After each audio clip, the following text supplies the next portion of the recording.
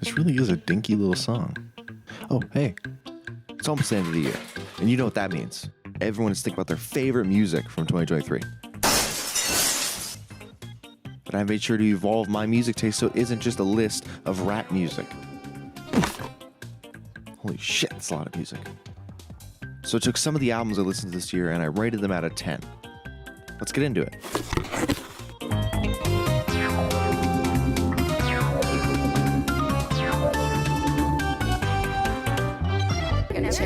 Yeah, first of all, I fuck 8 bitches a day. How could you ever say Lil Uzi gay? Fuck 4 of them raw, fuck 4 of them say. Pink Tape from Lil Uzi Vert is not a very good album. In my recent Drake review video, I touched on my process of how albums are rated by me, and I mentioned Pink Tape is a 5 out of 10.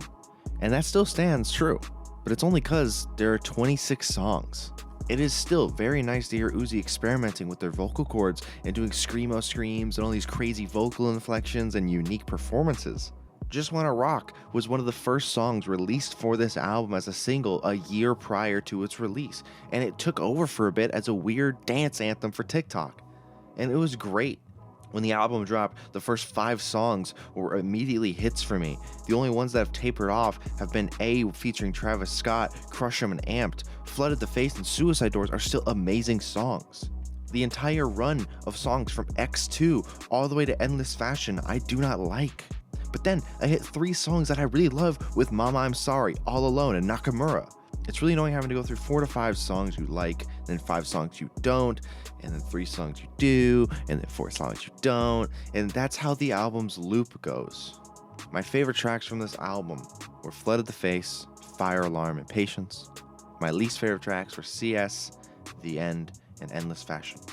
My rating for this album still stands at a 5 out of 10.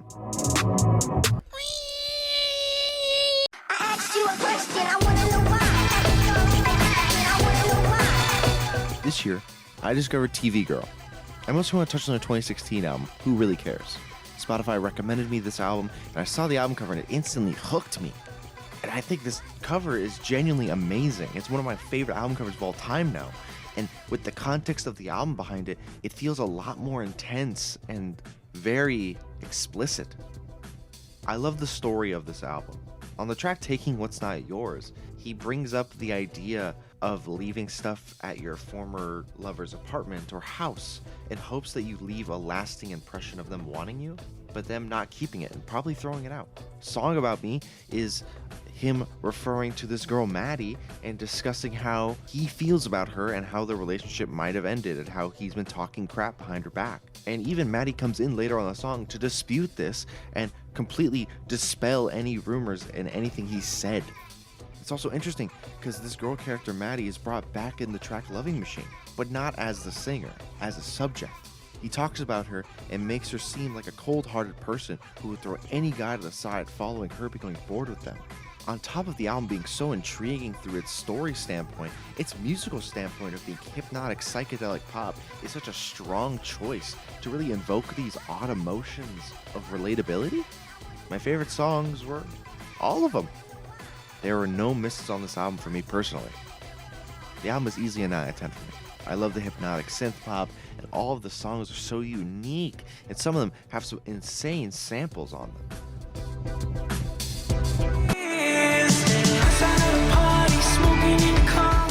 It's pretty bad.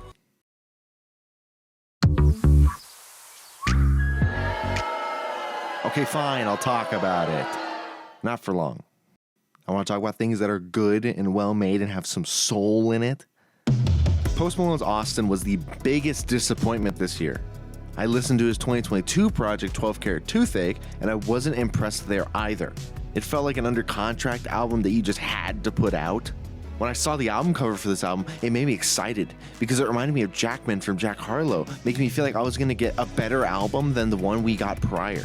But that is not at all what happened. This album is so incredibly basic, so incredibly boring and formulaic. I only pulled 2 songs. One of them I like, and one of them I found passable. All of the rest were incredibly boring and borderline trash.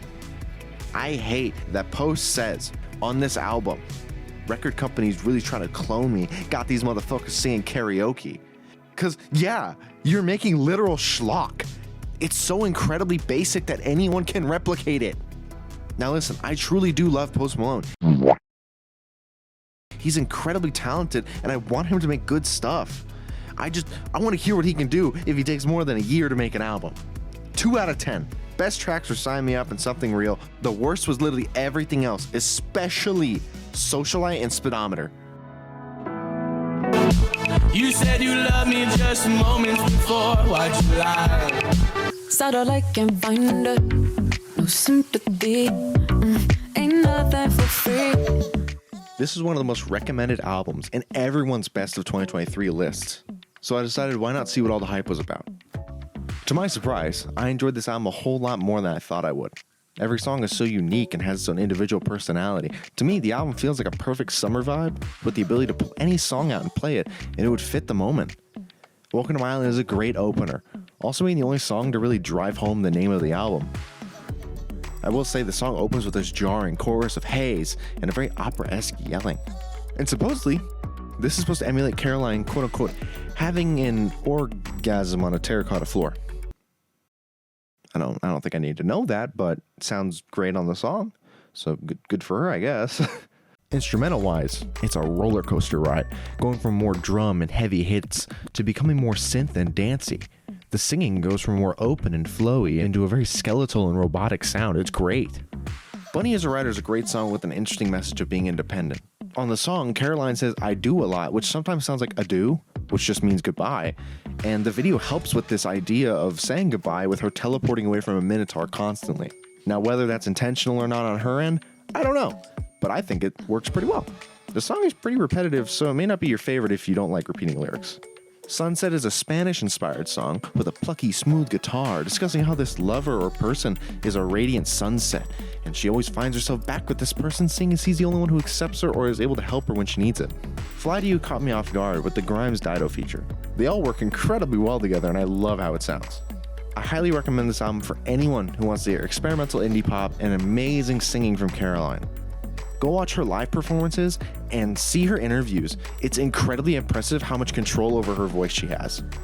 My favorite tracks were Welcome to My Island, Bunny is a Writer, Sunset, I Believe, Fly to You, and Butterfly Net. My least favorite was Smoke. Personally, it's an 8.5 out of 10.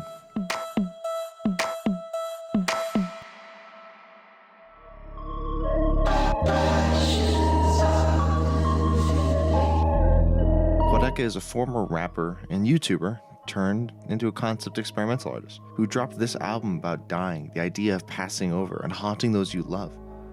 I'm a big fan of vocal effects, layered vocals, and story albums, and this album does all of that incredibly well. The original single from this album, Born Yesterday, is such an amazing thing to hear Quadeca push himself to do. The instrumental swell is so incredible and it invokes tears almost. I love the track House Settling, which has a fucking Danny Brown feature with him dropping a verse, rapping from the perspective of a house who just killed someone through carbon monoxide poisoning. You can't make that shit up. Fantasy World is another song that almost brings me to tears through its story implications of a place only you can reach after you no longer exist. An album being able to almost make you cry is super important, especially when it's of this idea and soundscape. I think Quadeca's voice in this album is incredibly special. His light tone, sort of sounding like he's drunk or trying to stay quiet, really sets the feeling he wants to portray himself of dying or being dead. Whispers in the wind of a newly deceased almost. I feel it as a 7 out of 10 album. Definitely not one you come back to and listen consistently, but one you pick out about 3 songs that are incredibly good to you, and the rest is just an experience for you to go on every once in a while. My favorite tracks are Tell Me a Joke, House Settling, Fantasy World, and Fractions of Infinity. My least favorite, Cassini's Division.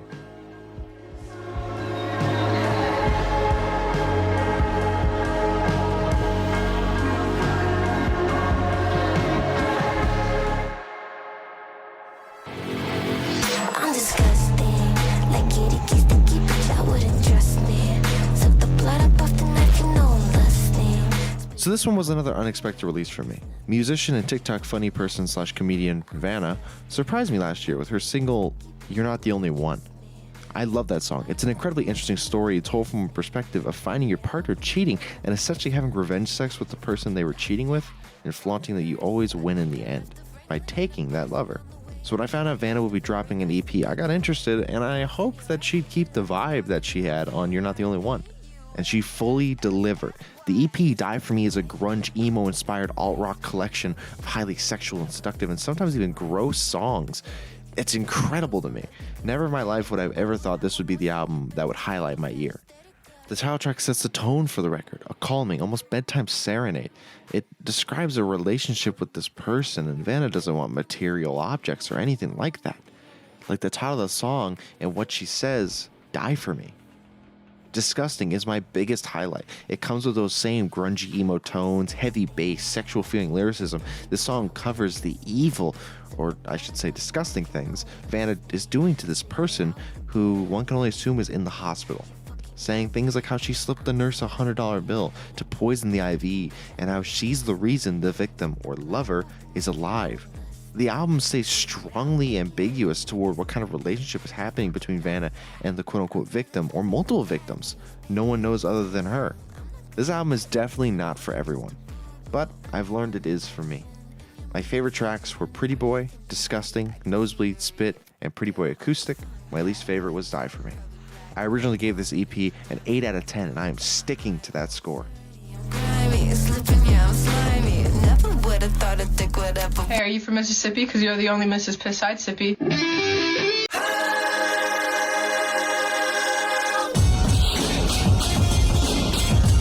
Utopia was an album I anticipated ever since its name was first mentioned by Travis. Ever since Mafia dropped, I wanted it.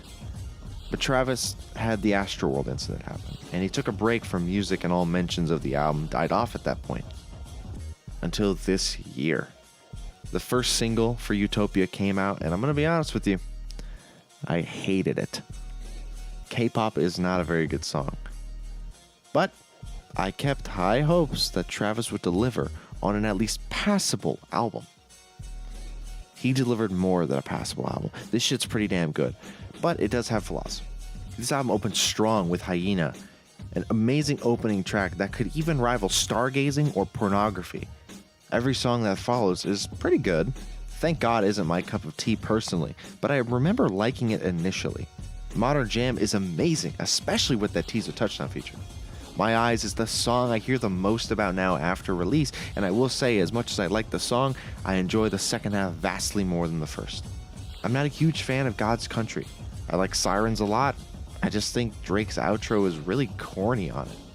Meltdown with Drake, though, is a great song. Fiend and Del Resto are both high misses for me. I Know is my highlight. This song is so incredibly nice to listen to, and it has such an eerie vibe with the lyrics and how Travis is trying to make this one girl he hooks up with, or maybe his ex Kylie Jenner, jealous. Utopia Twins confuses me.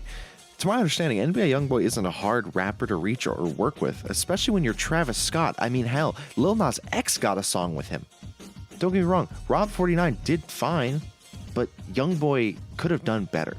My biggest gripe with the album, though, is its use and similarity to other Kanye West projects, especially Yeezus.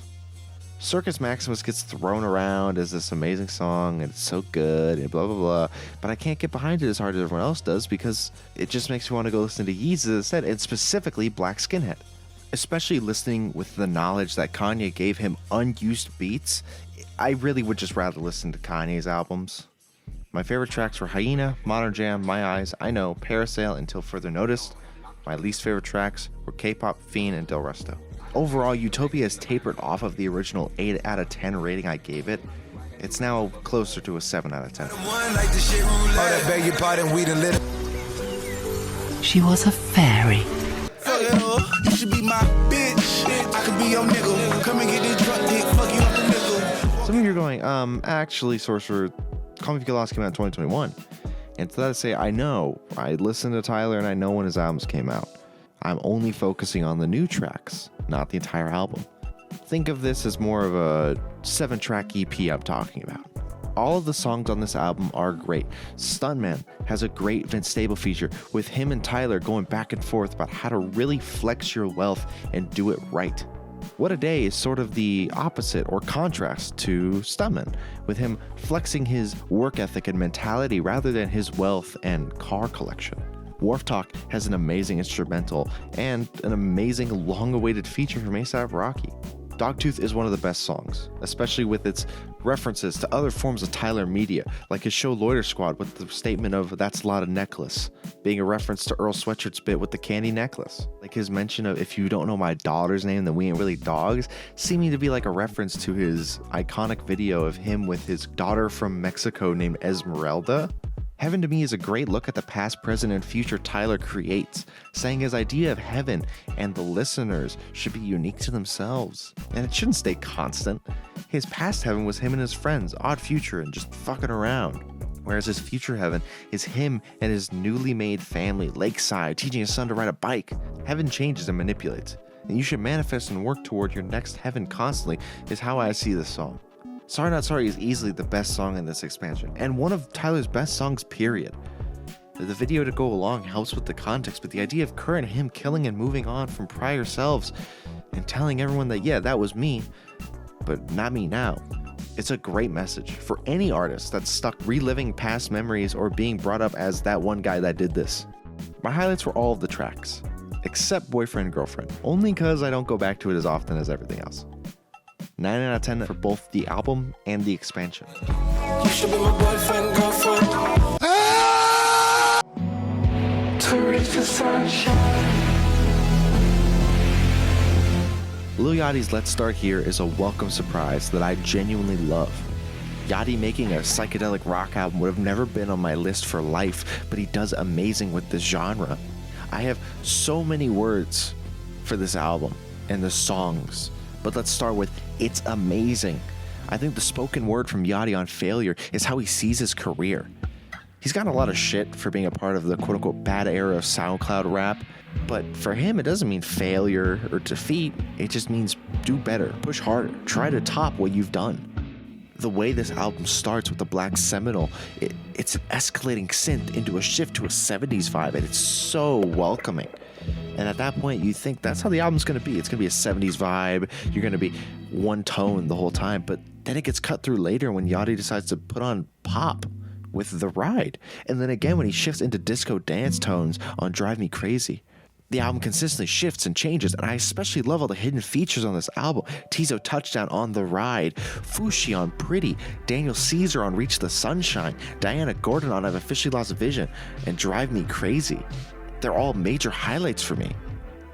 I also just want to touch on The Zone real quick, because it's a smooth, calming vibe that I could fall asleep to. Especially the meaning of the song being understanding and knowing what your home is and what it is to truly belong. Feeling like an outcast and not belonging seems personal and very real to Yachty after hearing this track. The Ride, Running Out of Time, Pretty, The Zone, Drive Me Crazy, I've Officially Lost Vision, Paint the Sky, Reach the Sunshine are all so goddamn good, and they all have a place in my rotation. All the other songs are also really good, but these are my peak tracks. I will say, putting on I've Officially Lost Vision while driving and belting out with Yachty is a great vibe. I've officially lost vision.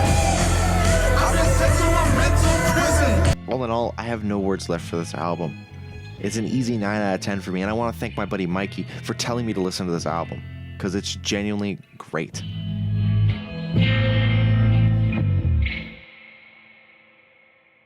I just left 35, right? And it's like, you're getting up there. well, all right. Just saying. 2023 was an extremely interesting year.